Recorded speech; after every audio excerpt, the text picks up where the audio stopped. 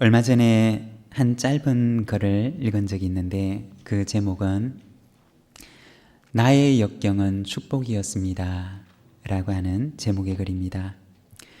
덴마크가 낳은 최고의 동화작가 안데르센에 관한 이야기입니다. 이 안데르센은 어렸을 적에 참 어려운 가정에서 자라났습니다. 아버지는 가난한 구두수선공이었고 그리고 어린 시절에 갑작스럽게 돌아가셨습니다. 그래서 이 안데르센은 그가 어린 시절 학업을 제대로 마칠 수가 없었습니다. 그리고 그의 외모는 다른 사람들이 볼 때 호감을 주는 외모가 아니었는데 그래서 어렸을 때부터 늘 못생겼다는 얘기를 듣고 자랐습니다. 외모에 대한 컴플렉스로 친구도 없이 혼자 노는 것을 좋아하는 외로운 아이로 자라갔던 것입니다. 그리고 한때는 배우가 되고 싶은 마음이 있었지만 그러나 발음도 정확하지를 못하고 그리고 춤과 노래도 제대로 추지를 못해서 배우로서의 그의 꿈을 이룰 수가 없었습니다. 그리고 작가가 되어보고자 했지만 그러나 정규 교육도 제대로 받지 못했기 때문에 맞춤법도 엉망인 그의 원고를 받아주는 출판사를 찾을 수가 없었습니다. 그런데 그의 마음속에 드는 생각이 몸이 둔한 것은 어쩔 수가 없지만 그러나 맞춤법이 틀리는 것은 공부하면 고칠 수 있지 않겠는가 라고 생각을 하고 늦은 나이에 학교에 다시 입학을 해서 공부를 하게 됩니다. 그리고 그의 어린 시절에 이와 같은 춥고 아프고 고통스러웠던 그 경험들을 바탕으로 해서 동화를 적기 시작하는데 그가 젊은 시절에 당했던 시련의 아픔은 그의 작품 인어공주가 되어서 탄생하게 되었습니다. 그리고 어린 시절에 아버지가 알코올 중독으로 갑자기 돌아가시고 가난한 환경에서 불우하게 자라났던 그의 경험들은 훗날 성냥팔이 소녀라고 하는 작품이 되어 나타났습니다. 그리고 친구가 없이 외톨이가 되어서 외롭게 지냈던 그의 어린 시절은 잠자는 숲속의 공주라고 하는 작품이 되어 나타났고 그리고 친구들로부터 못생겼다고 놀림을 받았던 그 어린 시절의 경험들은 나중에 미운 오리 새끼라고 하는 작품이 되어 탄생했습니다. 지독하게 가난했고 그리고 너무나 어려웠던 너무나 고통스러웠던 그의 어린 날의 역경들은 오히려 그로 하여금 주옥 같은 작품들을 낳게 하는 산실이 되었던 것입니다. 우리가 우리의 인생의 길을 걸어갈 때 역경과 고난의 길을 걸어갈 때는 그 길의 의미를 알지를 못합니다. 그렇지만 그 길을 다 지나가고 난 뒤에야 우리는 비로소 그 길의 의미를 깨닫게 됩니다.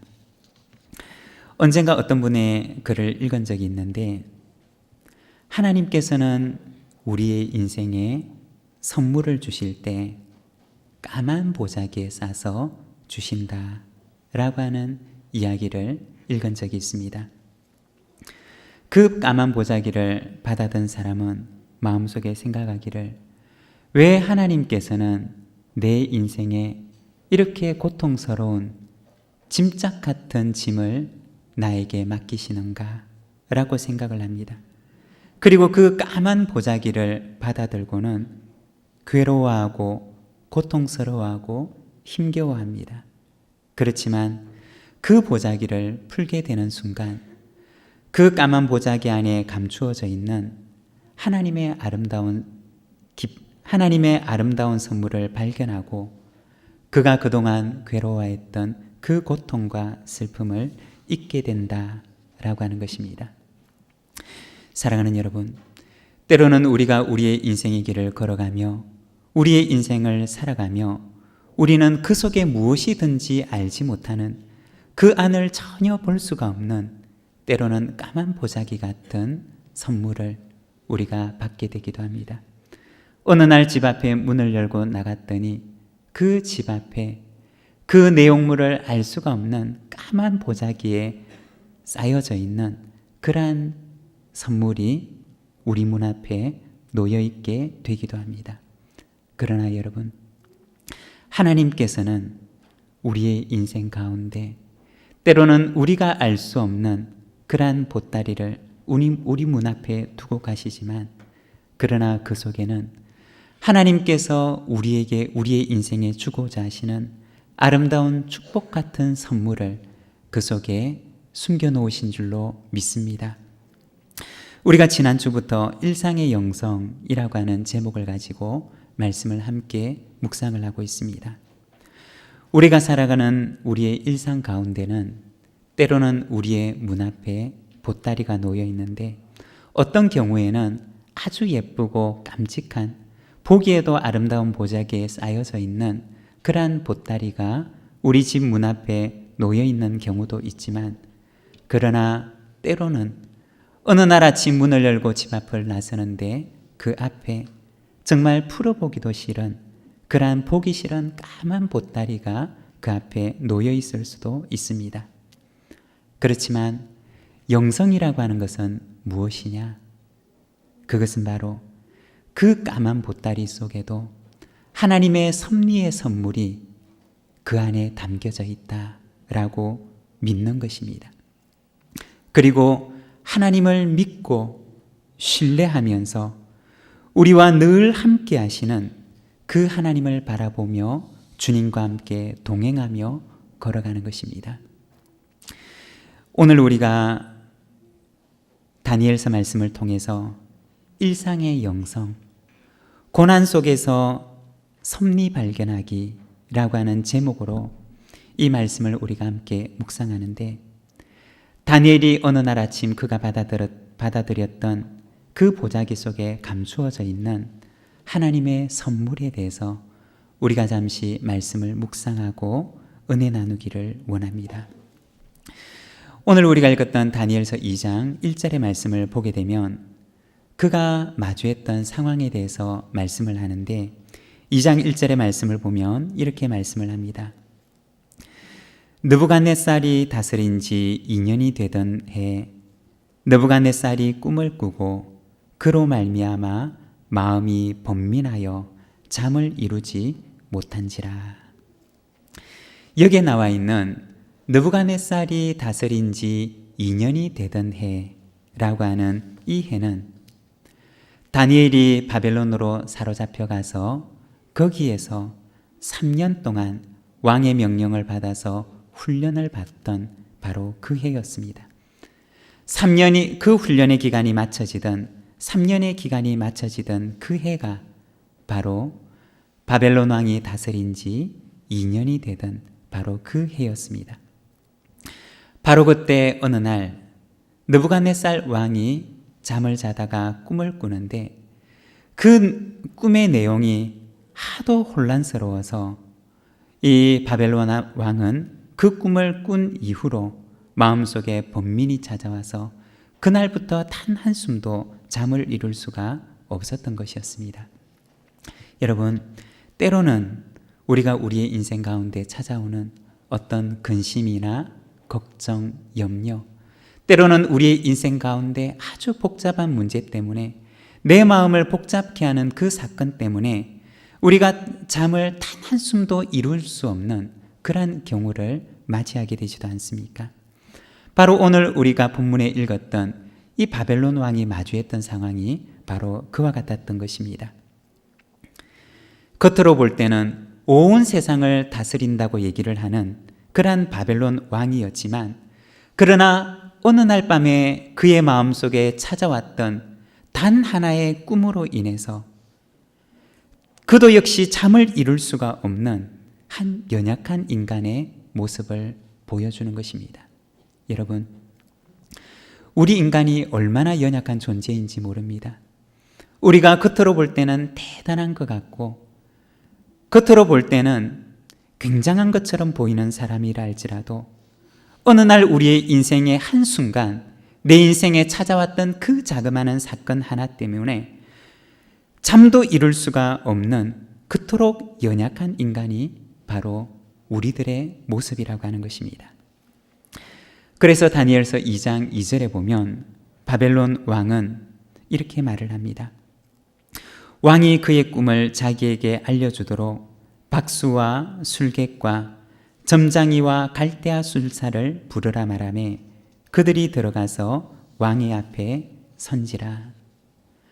바벨론 왕은 어느 날 그의 마음속에 찾아왔던 그 꿈 때문에 그 나라의 박수와 술객과 점장이와 갈대아 술사로 불리는 바벨론의 최고의 지혜자들을 그는 불러 모읍니다. 그리고는 그들에게 자신이 꾸었던 그 꿈의 내용과 그리고 그 꿈이 의미하는 바로 그 의미를 해석해 줄 것을 그들에게 요청하게 됩니다. 그런데 어떻게 되었느냐?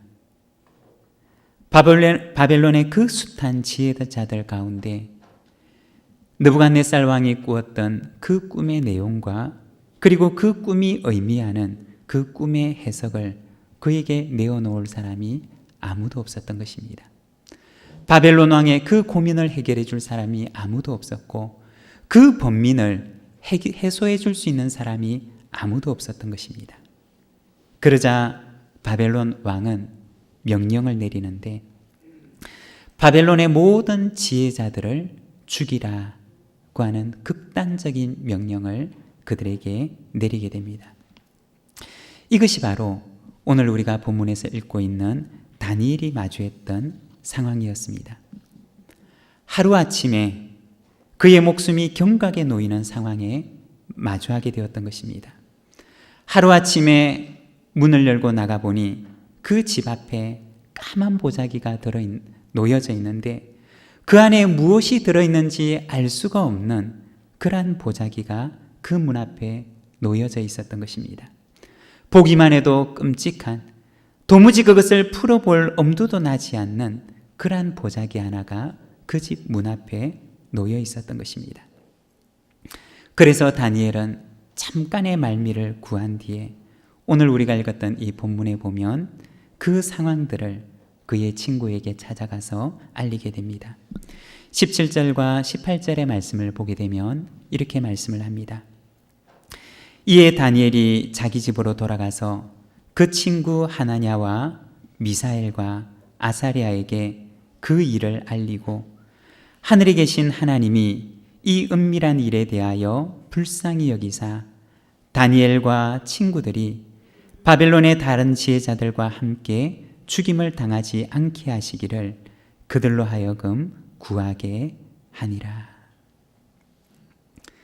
어느 날 그 집 문 앞에 보자기 하나가 놓여 있었는데 그 속에 무엇이 들어 있었느냐?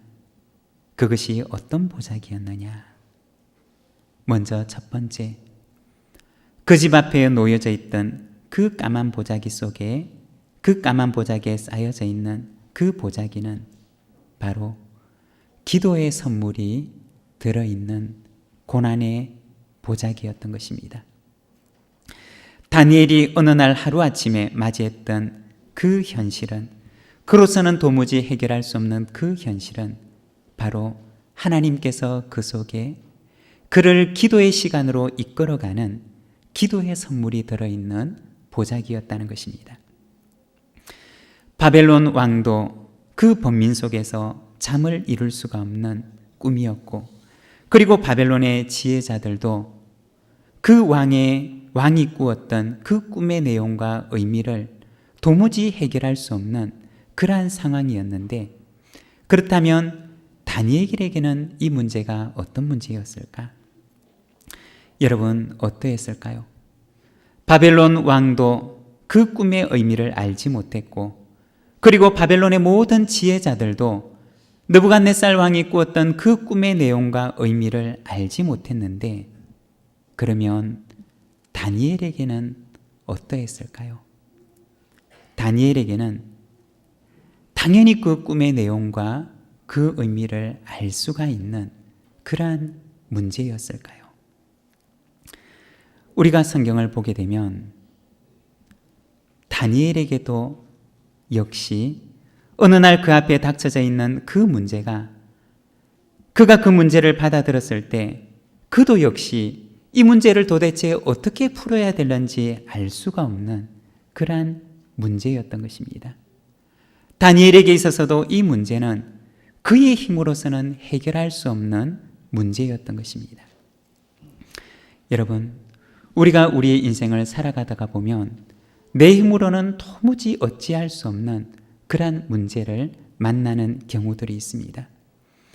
내가 할 수 있는 일에, 내가 할 수 있는 그러한 내 능력의 범위 안에 있다면 내가 어떻게 해서든지 이 문제를 해결해 보겠지만, 그러나 우리가 우리의 인생을 살아가다가 보면 내 힘의 범위를 벗어나는, 내 힘으로는 해결할 수 없는 인생의 문제들이 때로는 우리의 인생의 길 앞에 놓여 있기도 하다는 것입니다. 그런데 여러분, 내가 할 수 없는 인생의 문제를 만난다는 것은, 내가 해결할 수 없는 인생의 문제를 만날 때는 하나님께서 우리를 하나님을 의지하라고 부르시는 순간인 줄로 믿습니다. 만일에 우리가 생각건대 다니엘이 그의 인생을 살아갈 때, 다니엘이 그 느부갓네살 왕의 이야기를 들었을 때 자기의 힘으로 해결할 수 있는 일이었다면 여러분 어땠을까요? 느부갓네살 왕의 그 이야기를 들었을 때, 아, 이거는 내가 할 수 있어, 내가 충분히 할 수 있어 라고 하는 그러한 일이었다면 여러분 어땠을까요? 다니엘은 기도의 자리로 나아가지 않았을 것입니다. 그는 그 문제를 접하자마자 먼저 느부갓네살 왕에게 나아갔을 것이었습니다. 그러나 그가 받아들였던 그 문제는 그가 해결할 수 없는 문제였던 것입니다. 그랬기 때문에 그는 그 문제를 가지고, 그 보따리를 가지고 그는 하나님 앞에 기도의 자리로 나아가지 않을 수가 없었던 것입니다. 여러분 생각을 해보십시오. 만일에 다니엘의 인생 가운데 그가 해결할 수 있는 문제들만 있었다면 어땠을까요? 다니엘이 살아가는 그의 인생 가운데 그의 스스로의 힘으로, 그 혼자의 힘으로 해결할 수 있는 일들만 그의 인생에 있었다면 어땠을까요? 어쩌면 다니엘은 그 문제들을 쉽게 해결하며 그의 인생을 열어갈 수가 있었을 것입니다. 그렇지만 오늘 우리가 성경에서 보는, 우리가 알고 있는 기도의 사람 다니엘을 우리는 만날 수가 없었을 것입니다. 우리가 살아가는 우리의 인생 가운데도 때로는 우리가 해결할 수 없는, 우리가 해결할 수 있는 그 능력의 범위를 벗어나는 그러한 일들을 하나님께서는 우리의 인생의 길목길목마다 놓아두실 수가 있습니다. 그렇지만 그 일들은 하나님께서 우리에게 주시는 고통스러운 일들이 아니라 그것은 바로 우리로 하여금 기도의 사람으로 이끄시는 하나님의 인도하심인 줄로 믿습니다. 다니엘의 인생의 중간중간에 놓여 있었던, 그가 해결할 수 없었던 그 일들은 바로 다니엘로 하여금 기도의 사람으로 만들어가는 하나님의 과정이었던 것입니다. 다니엘은 그 문제를 받아들고 그는 그의 친구들을 향해 갑니다. 그리고 그 사실을 알리고 중보기도를 부탁하는데 18절의 말씀을 보게 되면 다니엘은 그 친구들에게 하나님께서 이 일에 대하여 그들을 불쌍히 여겨주실 것을 구하라고 말을 합니다. 여기서 불쌍히 여긴다라고 하는 말은 원어 성경에서는 라함이라고 하는 단어를 사용하는데 그 말의 의미는 어머니의 자궁이라고 하는 뜻을 가지고 있습니다. 다니엘은 그의 친구들에게 하나님께서 우리를 불쌍히 여겨주시기를 기도하라고 요청을 하는데 그 말의 의미는 바로 하나님께서 그들을 불쌍히 여겨주시는데 그 어머니가 핏덩이 같은 갓난 아기를 그의 품으로 안는 것처럼 하나님께서 그렇게 그들을 불쌍히 여겨주실 것을 하나님께 간구할 것을 그 친구들에게 요청하는 것입니다. 여러분, 어머니 품속에 있는 핏덩이 같은 아이를 생각해 보십시오. 여러분, 그 아이가 무엇을 할 수가 있겠습니까? 그 아이가 자기 자신을 위해서 그 손으로 무엇을 할 수가 있겠습니까? 그 아이는 자기 힘으로는 아무것도 할 수 없는 바로 절대 무능의 존재의 상태에 있는 아이라는 것입니다.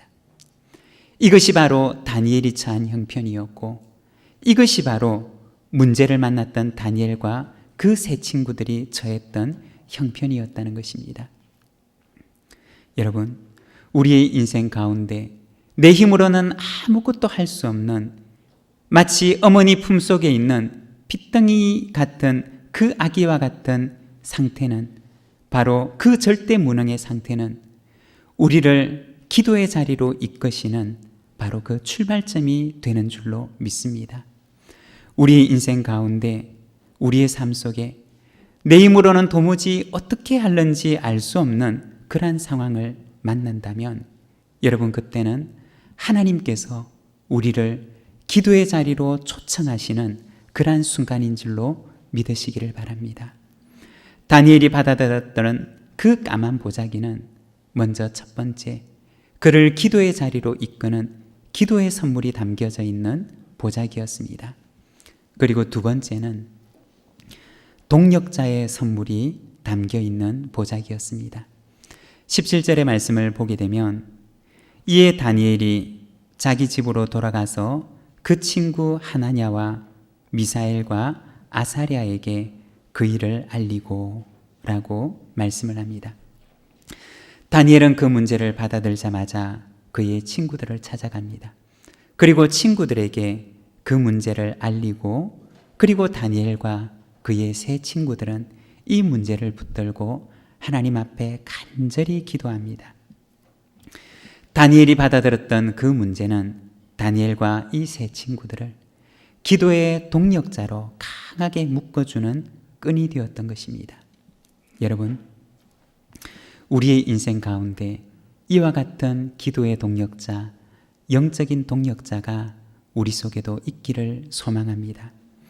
영적인 기도의 동력자 한 사람이 내 곁에 있다고 하는 것은 우리의 인생 가운데 얼마나 큰 힘이 되는 일인지 모릅니다.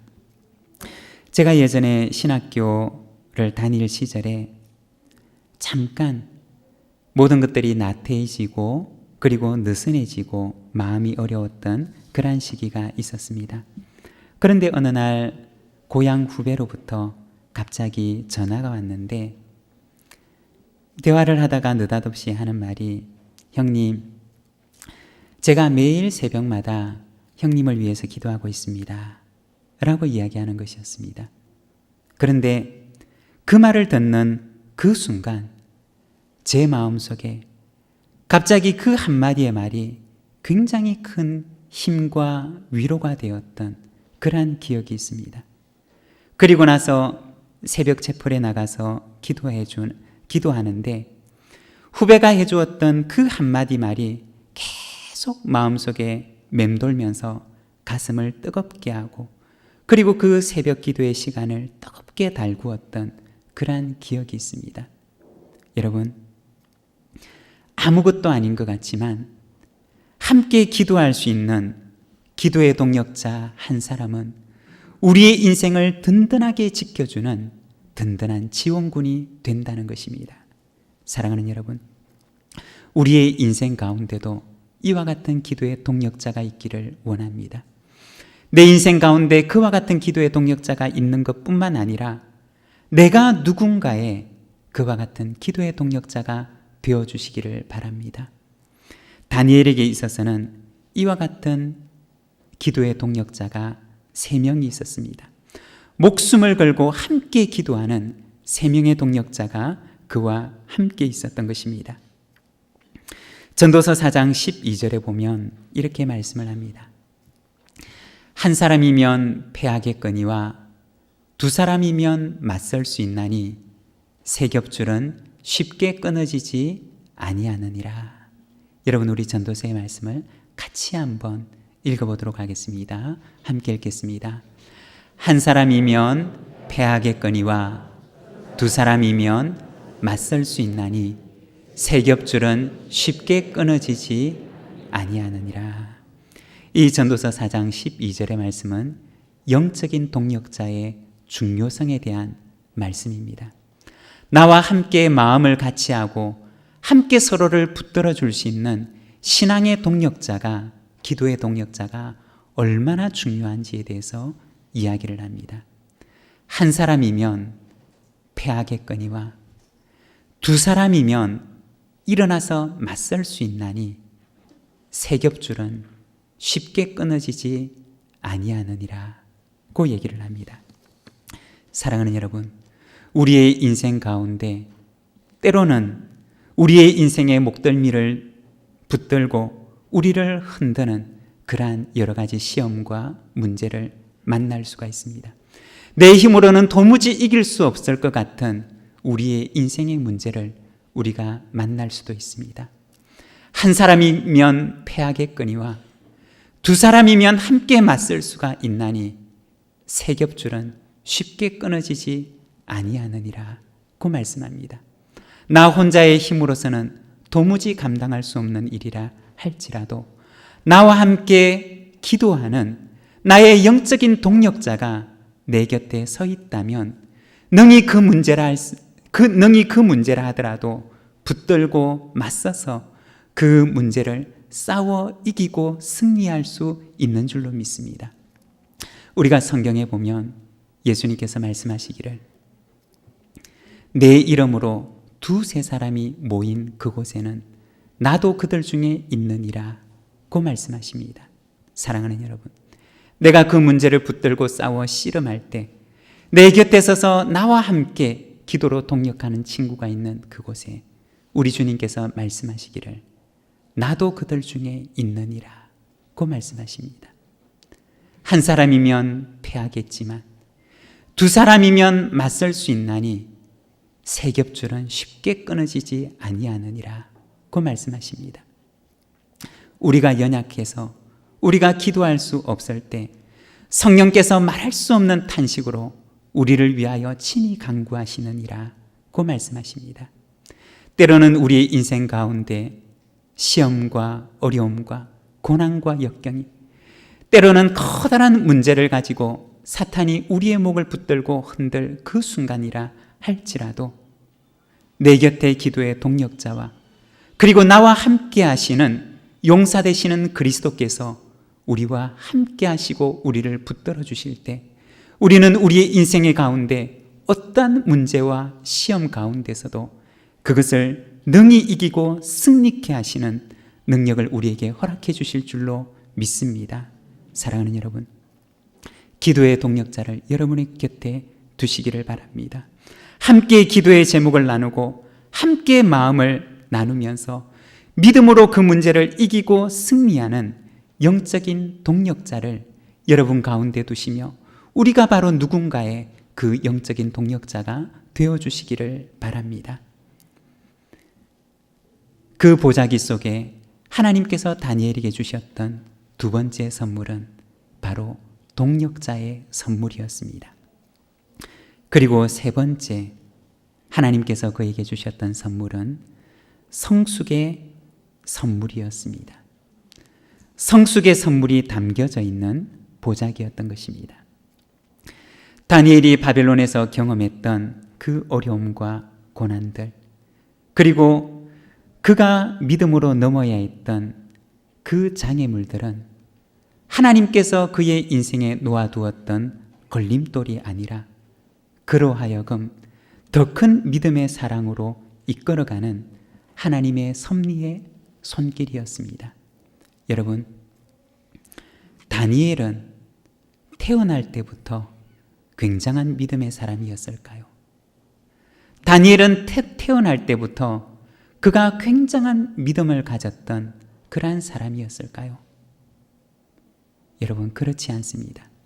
우리가 성경을 보게 되면 성경의 그 어느 사람이라 할지라도 태어날 때부터 위대한 신앙의 인물로 태어난 사람은 아무도 없다는 것입니다. 아브라함도 그랬고, 아브라함도 그도 얼마나 믿음이 연약하고 하나님에 대한 믿음이 적으며 그의 인생 가운데 얼마나 많은 시행착오를 겪었던 사람인지 모릅니다. 이삭도 마찬가지였고 야곱도 마찬가지였고 우리가 알고 있는 모든 신앙의 인물들이 처음부터 위대한 사람은 아무도 없었습니다. 그러나 하나님께서는 그들의 인생 가운데 조그마한 장애물을 놓아두십니다. 그리고는 그 장애물을 넘을 때까지 기다리십니다. 그 장애물을 넘고 나면 그 앞에 또다시 작은 장애물을 하나 놓아두십니다. 그리고는 하나님께서 그 앞에서 기다리십니다. 그가 그 장애물을 넘을 때까지 그 앞에 서서 기다리십니다. 그렇게 하나의 장애물을 넘고 또 그 다음 장애물을 넘고 또 그 다음 장애물을 넘게 되면 나중에는 처음에는 도무지 엄두도 내지 못할 큰 장애물도 넘을 수 있는 그러한 사람으로 하나님께서는 만드시는 것입니다. 우리의 인생 가운데도 우리의 인생에 하나님께서는 작은 장애물들을 놓아두실 수가 있습니다. 그 장애물 앞에서 나는 이 장애물을 넘을 수가 없어. 왜 내 인생 앞에는 이런 장애물들만 있는 거야? 라고 주저앉아 있는다면 우리는 영원히 하나님께서 우리를 위하여 준비해 두신 그 선물을 만날 수가 없을 것입니다. 그러나 하나의 장애물을 넘고 그 다음 장애물을 넘고 그 다음 장애물을 넘으면 처음에는 엄두도 내지 못할 그러한 높은 장애물도 넘어갈 수 있는 힘이 생기는 것입니다. 그리고 그것을 넘어서게 되면 나중에는 하나님께서 우리의 인생 가운데 감추어 두신 놀라운 선물을 만나게 하시는 그러한 은혜를 허락해 주십니다. 오늘 우리가 읽었던 이 말씀에 보면 하나님께서는 다니엘의 인생 가운데 이와 같은 작은 장애물들을 하나씩 하나씩 놓아두시고 다니엘이 그 장애물을 넘기를 기다리시며 그리고 그 장애물을 넘어설 때마다 하나님께서는 그 속에 감추어져 있는 당신의 놀라운 비밀과 계획들을 깨닫게 하십니다. 다니엘서 2장 48절과 49절의 말씀을 보게 되면 이렇게 말씀을 합니다. 왕이 이에 다니엘을 높여 귀한 선물을 많이 주며 그를 세워 바벨론 온 지방을 다스리게 하며 또 바벨론 모든 지혜자의 어른을 삼았으며 왕이 또 다니엘의 요구대로 사드락과 메삭과 아벳느고를 세워 바벨론 지방의 일을 다스리게 하였고 다니엘은 왕궁에 있었더라. 여러분, 하나님께서는 다니엘의 인생 가운데 작은 장애물을 두셨습니다. 그의 인생의 문 앞에 때로는 까만 보자기 같은 그러한 짐들을 두셨습니다. 그렇지만 그가 믿음으로 그 장애물을 넘고 그가 하나님을 신뢰함으로 그 보자기를 풀었을 때 하나님께서는 다니엘을 높여주셨고 다니엘을 바벨론의 온 지혜자들의 어른으로 삼아주셨으며 그와 함께 그 보자기를 풀었던 다니엘의 친구들은 바벨론 지방을 다스리는 책임자로 세워주셨던 것을 우리는 보게 됩니다. 사랑하는 여러분, 역경 속에는 하나님의 선물이 담겨 있는 줄로 믿습니다. 그 모든 역경 가운데는 결국에는 합력하여서 하나님의 선을 이루게 하시는 그러한 은혜를 허락하시는 줄로 믿습니다. 우리가 생각건대 만일에 이 다니엘이 믿음으로 그 장애물을 넘지 못하고 하나님을 신뢰함으로 그 보자기를 풀지 못했다면 어떻게 되었을까요? 다니엘은 영원히 그 속에 담겨져 있는 하나님의 선물을 발견할 수가 없었을 것입니다. 그러나 믿음으로 그 보자기를 풀고 그리고 믿음으로 그 장애물을 넘었을 때 그는 그 속에 감추어 두신 하나님의 선물을 발견할 수가 있었습니다. 사랑하는 여러분, 우리의 인생의 길 가운데 우리의 인생의 문을 열고 나가는데 어느 날 내 인생의 문 앞에 하나님께서 작은 보따리를 놓아두실 수가 있습니다. 그렇지만 믿음으로 그 보자기를 풀며 믿음으로 그 장애물을 뛰어넘는 우리 모든 믿음의 가족들이 되시기를 바랍니다. 그 속에 감추어져 있는 하나님의 놀라운 선물을 발견하는 은혜가 우리의 인생 가운데 있을 줄로 믿습니다. 우리 시간 함께 기도하기를 원합니다. 하나님, 내 인생의 문 앞에 어느 날 작은 보따리가 놓여 있을지라도 하나님을 믿고 신뢰함으로 우리가 그 보따리를 풀며 우리 인생에 있는 작은 장애물을 믿음으로 그 장애물을 뛰어넘는 저희들의 인생이 되게 하여 주시옵소서. 하나님의 선물을 만나는 인생이 되게 하여 주시옵소서. 우리 시간 함께 기도하며 나아가도록 하겠습니다.